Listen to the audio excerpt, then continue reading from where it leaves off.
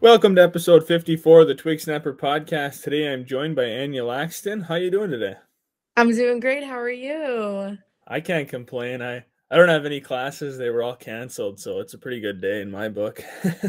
Same here. My morning classes were canceled, and luckily on Thursdays, I don't have any morning classes, so kind of a blessing for me. Yeah. Are you guys getting any snow from the storm that's going across the country?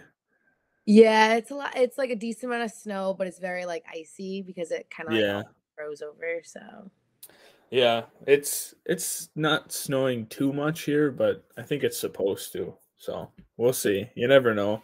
I don't think the weathermen know what they're talking about half the time. So I agree. I think my grandpa always says they can't predict yesterday's weather. So Right. there's a lot of truth to that sometimes. Well, let's start talking about this season, and then we'll go into some other stuff too. You just recently, in the last game here, got your first goal, your first point of the season, which that had to have been, a relief, kind of get the weight off your back, the monkey off your shoulders. So let's just talk about first, kind of describe it to us, like how it happened, how you scored. Yeah, 100%, definitely the weight I just felt like there's actually a picture that my friend was able to get like mid shot, and my face, like I was like screaming and like running and jumping towards my teammates. Like it was awesome. So number 28, Kirsten Erickson on my team, curled behind the Revere net, beating out their defenseman, and she made a great pass to me, and I was at the point, and I dropped low and crashed the net, and kind of just took a one-timer towards the net, and it took like kind of like a weird angle, and it managed to go in, and I remember feeling so happy, so proud in the moment, and it was a great play made by the teammates around me as well, and I'm the only other defenseman with a goal on my team. So, other than our captain, Kylan Kelly. So it was super exciting to score. Yeah, a lot of emotion, I'm sure. What were you feeling before then, through those 20 whatever games? Like, were you just hoping you would get a point, or did it not really bother you? So it's definitely something that I was like, hoping for. I always have that, motivation, drive to score, but like it wasn't like a serious main goal of mine. One of my main goals is, like working on like my stick skills, my smarts with the puck, and, not letting as many goals against. So I was, Yeah. trying to play some solid D, but the points are definitely mean something to me as well. Yeah, and it feels good to score. You help the team, you contribute, and it just feels good. Yeah, if like there's no like other like feeling than like scoring a goal or like getting like an assist on like on someone else's goal, and getting that. Yeah. There's nothing like it. Especially if it's a weird shot too. You're like not sure it's gonna go in, and then it bounces in. You kind of just like there's that shock that it went Yeah. in, and then there's also that excitement. You're just like, no way. Wow. Yeah, the shock was like no other, because I was like, oh my God, I kind of just like ripped it towards the net, and I was like, Yeah. it's actually really funny because our coach right before that kind of like drew up a play just like that, and I was like, all right, like I'm gonna do that, and ended up being done, and I was like, wow, it actually worked. Like that was awesome. Yeah, those you can't beat those results. Yeah. So there's one other game I want to mention from this season, and you guys lost to Utica in overtime. Utica is one of the top teams in the country. I think they're 23-2, and two of their losses are to Nazareth. They just can't seem to beat Nazareth. Otherwise, they're a really good team. Going into that game, what were you guys thinking? So obviously that was a huge game for our team, and actually the last few practices that we had as a team, we reflect back on that game about how we played, and we say like we were just discussing on how like together and close, like knit, that we played that game. Like it was like no other game this season. It was a game that we really wanted to win, and coming in kind of as like the underdogs was like, one of those moments where like we really got to get our stuff together, and we got to show up today because we know that this is a good team and we really want to beat them. And we kind of use that style of play that we had that game, to try to come out and play like that every single game. Obviously it really was tough to lose in the overtime to them, but as a team as a whole, we played extremely physical, extremely smart. Our goalie stood on her head that game. We played just very, very, very well as a team together. And, I think that was a huge milestone for our team and our program. Definitely. Yeah, definitely. Those kinds of games, if you have to lose, those are the losses you want because you lose to a good program in overtime. It's not like you guys got smoked. You didn't get blown out. You were with them. Like you said, your goalie stood on her head because they outshot you by quite a bit, but she held you guys in that game. And you guys actually had the lead for a little while. So, what was it like? You're kind of playing with the lead. You guys had to felt pretty good, but also knew that this team was good enough to come back. Yeah, I mean, coming out on the lead and stuff, I really don't think honestly Utica was ready. I mean, looking at the games from when we played them last year, I don't think they were ready for our speed. I don't think they were ready for the talent that we brought in this year and all the training and strength that we have now as a team this year. And I think they came in a little flat. And I think we really took advantage of that. And I think they were, extremely shocked. And, I have some friends on the team and they were like, wow, like, your team really, really played very well. And, Yeah. Hearing that from them, reflecting back on the games from last year and being like, they were like actually in shock about, wow, like look at how much growth the overall program has had in the last, however many months. And, it was definitely a great experience and, another big milestone for the program. Yeah. Sometimes it's dangerous to be that good because it's easy to look at a team like you guys and think, they're just a newer program, we'll be fine. And then you guys can kind of catch them. That's great for your team. When you get those teams, you catch them sleeping a little bit. Yeah. You guys can take advantage of that. Yeah, I definitely think we came out like super fast and, they were. They didn't expect it. Yeah. Yeah, that's what counts. Yeah, exactly. So let's go back a little bit here. You were talking about, bringing in talent. You started at Becker College. So let's talk about that for a little bit because that kind of transitions into bringing talent into Worcester State. Coming out of, into college, recruiting, why did you choose Becker College? So, I chose Becker College. I was actually recruited out of a East Coast Wizards tournament. I was playing for my club team at the time. And, from the get-go, the coaches just made me feel like extremely like wanted. And, constantly following up, constantly making phone calls, constantly reaching out, emailing, texting, everything. And, I really like saw that and I was like, wow, like, they have a very high interest in me. And I had, multiple phone conversations and, not too long after that, I decided to, definitely pursue Becker further because I didn't know much about the area at the time. I'm not from Yeah. Massachusetts. So it was, something that was a little obviously nervous for me because new area, new, like, like, I guess like living style, but I'm used to it because I went to prep school and stuff. So traveling from home was no big deal for me at the time. But after, a few conversations, I ended up setting up the overnight tour and the actual tour, and the coaches, the team itself, the athletic staff, was like no other. And I really honestly felt like home. And I remember actually walking to the dorms and seeing one of my friends that I played at a tournament with and being like, oh my God, like you're here. Like, that's crazy. Like we didn't even know prior. And we were like, wow, like that was so cool. And I loved the uniqueness of like the academic buildings and the dorms. very like rustic, kind of like old mansion-y type buildings, and super interesting. So, after seeing that and, the way that the team truly made me feel, the coaching staff, I was like, yeah, this is definitely the spot where I want to be. And then looking, more further into it, then I saw the rink. And when I saw the rink in the locker room, I was like, wow, like, yeah, this is definitely where I want to be.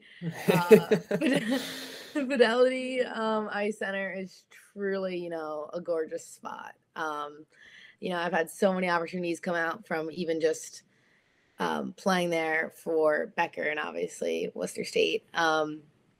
Job opportunities, connections throughout that place.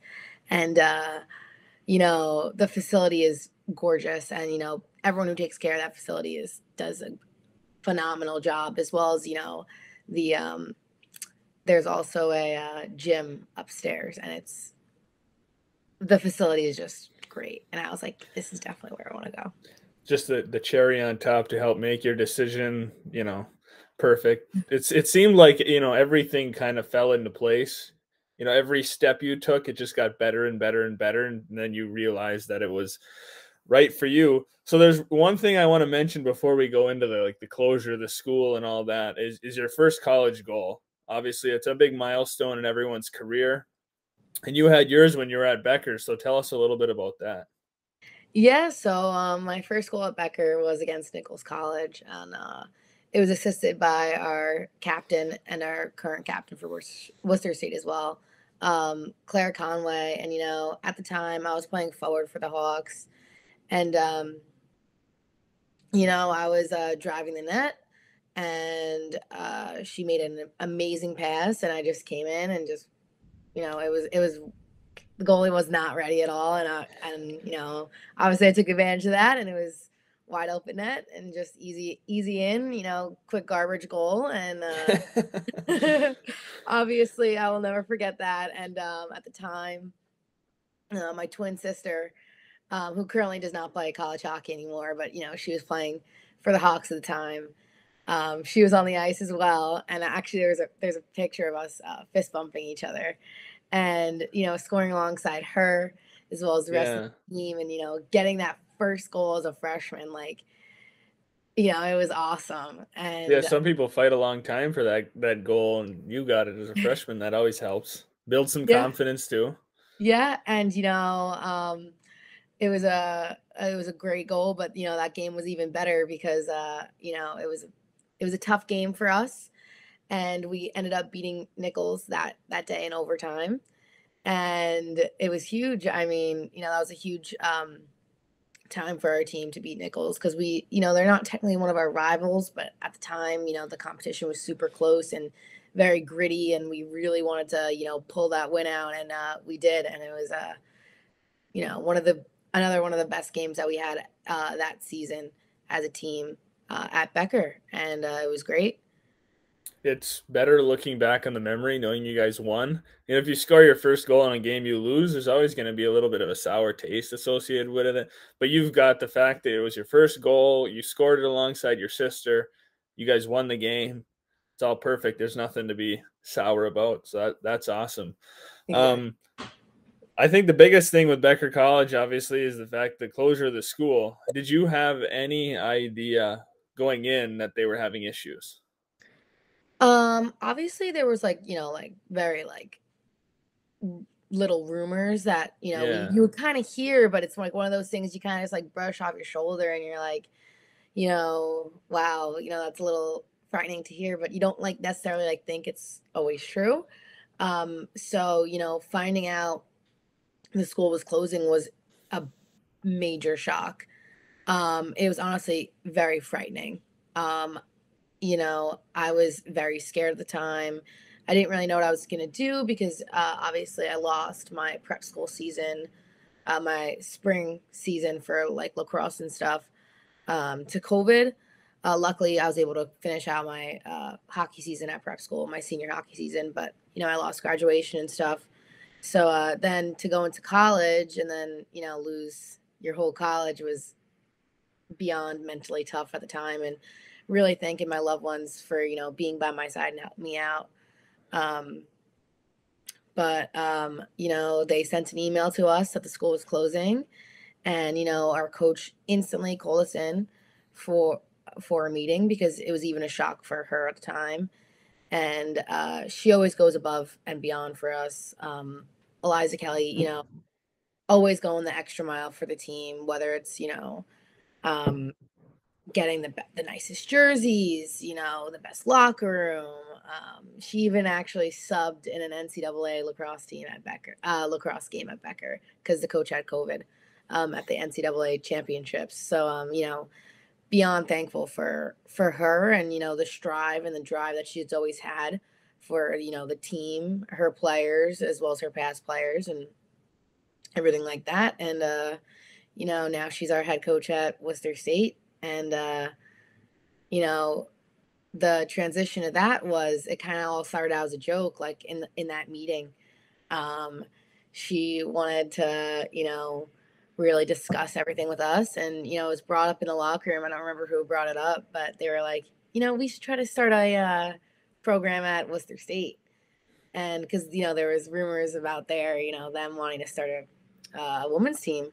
And what started out as a joke, my coach actually took extremely seriously, just like she always does, always going above and beyond.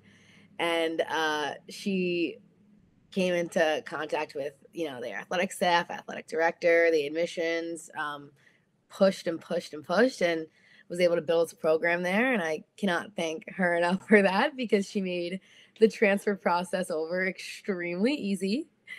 And I obviously stayed with her because I love all of her efforts that she's always made for the team, and her coaching style, and just who she is, as well as can't thank the Worcester State athletic staff and the admissions for really catering to the Becker students at the time, and helping us all out and being extremely hands-on. And I remember actually on the tour that we went as a team, and the director of athletics, Mike Mudd, really made us feel like home. And I remember walking into the building, seeing all the trophy cases and everything, and just being like, wow, this place is awesome. And an even better place to be able to transfer to.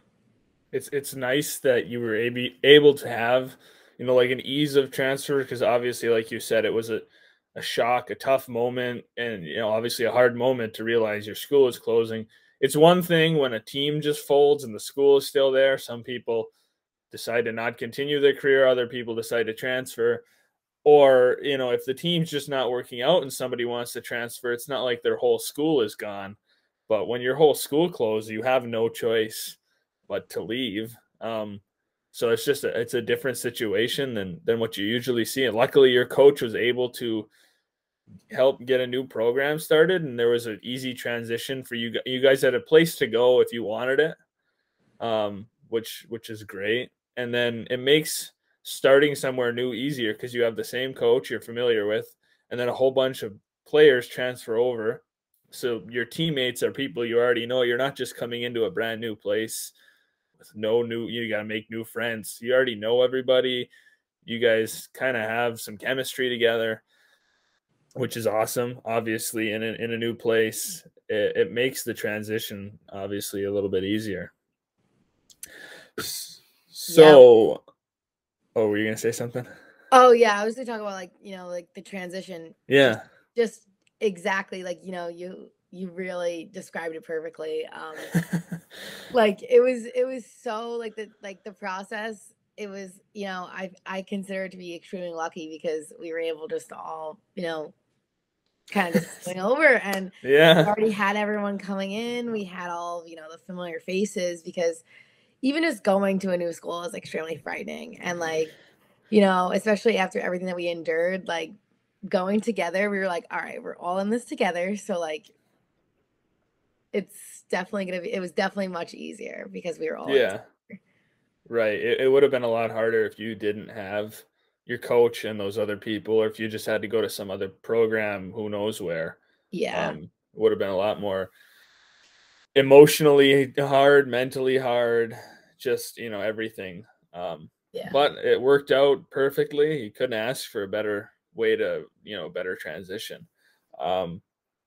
So let's talk about Worcester State now for a little bit. You guys are a newer program, but obviously it's for the team too. It's great to get a whole bunch of transfers from another college because they're people who know college hockey. They have experience playing college hockey. I mean, if you build a team from the ground up and you don't have many transfers, it's kind of hard. Those freshmen don't really know college hockey, but you guys already you had a taste of it at Becker. And you guys, that shows with the success you've had here in the last couple of years. So let's talk about that for a little bit. Yeah, I mean, obviously being like a newer program and everything is, something that's difficult. New programs, obviously, in the beginning usually have like that struggle year, but we didn't have that. We just went right for it, winning the championship last year and being able to, put a trophy back in the case with, the rest of my teammates was, insane. I mean, it's really awesome, being able to say like after our first year as a program, winning a championship, having a great season, um, and being able to accomplish what we accomplished as a first year program was, kind of insane. And Worcester State, the overall like process of like all of us getting in there and being there together and the team being able to have the same locker room, which was awesome. Everything that they catered for us to make it as smooth as possible was beyond thankful. And our season even this year is going exactly where kind of where we want to go. Our goalies are both have over 9-3 save percentages, and our team was on a very a hot streak up until our loss against Anna Maria. And going into the championships this upcoming weekend is a big moment for our team, and we're hoping to get the W and the trophy again, second year in a row. Being able to say that would be awesome, and Yeah. definitely looking forward to it. Yeah, it's got to feel nice when you have this success, and then you can look back someday and say, well, I was part of the beginning of this program. I was part of that early success. I helped build this program in a way, just you being there playing, and the success is building the program. What do you think the future is like, for this team? That's always a question for a new program. What's the future like? You think there's a good future for Worcester State hockey? It's just going to get better. I definitely think, from here on out, it's just going to skyrocket. I think, the program itself is going to grow extremely. Our coaches, she's a great recruiter. All of the coaches are very, very, very strong recruiters. And, having, the facilities that we have and, the team that we currently have and how strong we currently are, I can only see it getting, skyrocketing high from here. And, growing and becoming this, huge program over here. And I definitely see that occurring. And with all the competition we currently have and the strong players that we have, I definitely see a very big future in Worcester State women's ice hockey. That's good to hear. There's one thing I want to mention. I mentioned this in a lot of episodes, and maybe most people don't care, but I'm big into jerseys. I love jerseys, logos. And I like to mention, certain teams obviously have ugly jerseys and other teams don't. And your your blue jerseys, I think, are pretty sweet. Yes. They're really crisp. They're nice jerseys with the knight on the front and the blue. It's a nice blue. It's a little bit different blue, and yeah, those are pretty awesome jerseys. Thank you so much. Yeah. Our coach, she always, just like I was saying before, like she always goes above and beyond for us. And, she really likes, looking good, playing, which means obviously if you look good, you play good, you feel good. Yeah. And, the jerseys are so like classic, and like even like the material on them is like great. Like I can even say like these are like hands down my favorite jerseys, like the whole uniform, the blue helmets, blue gloves, pants, like just like looks clean, and it like looks it looks crisp, and just yeah, like a good flow out there. Everybody's definitely. Thank you. Yeah. So let's talk about a few non-hockey things here. What are your hobbies? What do you like to do when you're not playing hockey? So when I'm not playing hockey, I would definitely say that I'm spending like a lot of time with my friends. I actually really like art. I love painting. I got that kind of from my mom because she was like an artist and did a lot of like art teaching throughout like my childhood. I love like learning new skills. Whether it's just like teaching myself how to play the guitar, like teaching myself stuff, even though I'm not necessarily good at it. I love learning things. Did um, you teach yourself how to play the guitar?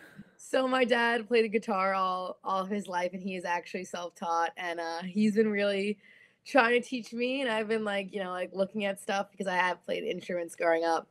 But I would say that maybe guitar is not one of my strong suits. But I'm trying. It's Definitely trying. hard. It's Yeah. hard. I've bought a guitar to self-teach myself, and I keep, doing there's like all kinds of YouTube courses out there, and I never get past lesson one because then I'll like get busy, I won't do it, and then I'll forget how to do lesson one. So I start over again, and yeah, it's hard. Yeah, I'm definitely in the same boat as that. Definitely, like watching the videos and like trying to listen to my dad. And my dad is a big influential person in my life. So, I'm going back and forth with him, yelling about the guitar is something that, I'll never forget. We're all growing up, like I'll have spurts where I'll try again and he'll be like, it doesn't even seem like nothing's changed. I'm like, you know what? I'm trying. I'm trying. But obviously stuff like that. I love sports. I love sports marketing. Um, and being around my family is a big one for me. My siblings, I grew up with a decent amount of siblings. I have a identical twin sister, and a younger sister and a younger brother. And my younger sister goes to a college neighboring over here. So, being able to see her whenever I can and the rest of my family, whenever they're around, is definitely key for me. Yeah, it's always important. It makes it easier when you've got somebody close, especially, leaving for college is hard for everybody. So when you've got your sister close, it just makes it a little bit, especially if maybe you're having a tough week or stressful week, and then you can see her. It makes it a little bit easier than trying to conquer it on your own. Oh yeah, like 100%. Like being able to see her is like something that, I definitely consider to be like a blessing because, when you're younger, you kind of like see your siblings as, you're always kind of fighting or you're always, at each other's heads, button heads, competing, I want this, no, I want this, like little like stuff like that. But when you're not around them anymore and, they live far, you're like, oh my God, like, wow, I actually really miss my sibling. And, no, calling her and being like, after having a tough week and, being able to like fall back on someone like that. Obviously I'm not here with my twin anymore, which is also big for me. And uh, being able to call, my younger sister and being like, hey, do you want to like get coffee this weekend? Hey, can I come stay in your dorm with you and just like annoy you the whole weekend? And like, Anya, I really don't, but like obviously, I love you and we end up having a great time. And obviously I've had her vice versa. She's came here and stayed with me. So something that's definitely I'm very, very, very thankful for and thankful that she's in the area. Yeah, for sure. What's your favorite food? So, growing up as a New Yorker, I feel like it would be a little controversial if I didn't say my favorite food was pizza, but it actually is truly. I would definitely say pizza and definitely like, like a good like New York deli um, bacon, egg, and cheese for sure. What do you put on your pizza? Like, what are your go-to toppings? So I definitely like my pizza plain, but I've recently got into the hot honey. It's like a very like spicy honey and it's super sweet and putting it on pizza. I know it might sound a little crazy, but it's delicious. It's like kind of like that like savory and sweet and like also like spicy and I love spicy, so yeah. Thick or thin crust? Has to be thin, for sure. So thin, plain pizza with hot honey. Yeah. All right, that's interesting. Definitely an interesting take, but yeah. Hey, you got to have a hot take once in a while. yeah, definitely. So let's say you're out with your friends, you're at a restaurant, you're at a party, you're at a bar, you're somewhere, and there's a karaoke machine, and your friends force you to go up to the karaoke machine. What song are you going to pick? Oh gosh, this is a great question. So this recently happened on our bus, and we have this ritual as a team where we have seat checks. So someone on our team will go under your seat and either put like a fork or like a sugar packet or something like that under your chair. And if you're stuck with that under your chair, you're definitely stuck for an interesting dare or challenge. Got to be up for it. And this was at actually an Olive Garden, and me and my like other teammate ended up losing the challenge that we had to do, and we got stuck doing karaoke on the bus. And the song for me that was chosen was not the song that everyone wanted to hear me sing, so they made me do both. And they made me sing "Break Stuff" by Limp Bizkit. Oh man, that's not a good karaoke song. Yeah, it was definitely a very funny song to sing. But so I feel like if I was ever at a karaoke thing, just because of that, and I was specifically with my team, they would make sure that was the song that I would be singing. That's just like, I feel like The complete I don't know. I listen to that song, but I wouldn't break out karaoke to it. I feel like no. that's a good song to sing if you're just absolutely enraged at life. Yeah. You're just having a horrible day and you're just pissed, and you sing that song. But that's another good take, from pizza to the break stuff as your go-to karaoke song. I personally would not choose that song, but now it's stuck with you. It's stuck with me. I feel like I'm like it's like it haunts me, and like now I feel like my teammates are gonna see this, and the next time we're out, they're gonna find a karaoke machine and force me to sing the song. So you'll surprise a lot of people if that's the song you pick at open mic or karaoke or whatever. That I would you'll shock most people, I think. Yeah, I would. Yeah, definitely be a shocker. Not what I expected to hear at all. I expected just some song that everybody knows the words to, or some party song or something, like some Party poppy. in the USA or something. Yeah, everyone knows the words to that. That's a easy one. If I had to, I would say 1985 by Bowling for Soup, if you know that song. I don't know why, but I just know the words by heart. I could just sing it right now without even looking at the lyrics. I don't know. It's weird because it's just kind of a random song. Yeah. I don't know. It's weird how that stuff sticks with you, I guess.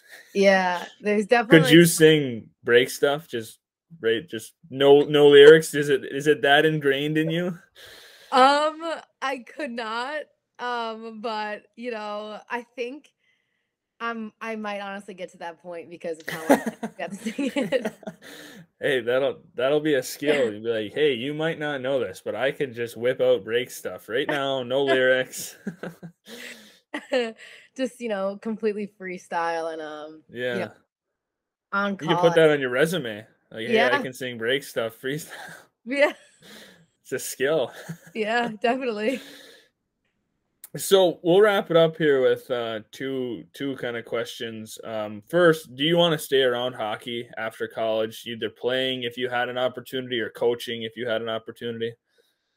100%, definitely. I think hockey is a major part of my life, and without it, all of these years, I think I would almost feel as if like I lost a part of myself. So being around the game, whether it's with jobs, careers, aspects along that, even coaching, something that I'll 100% stay with.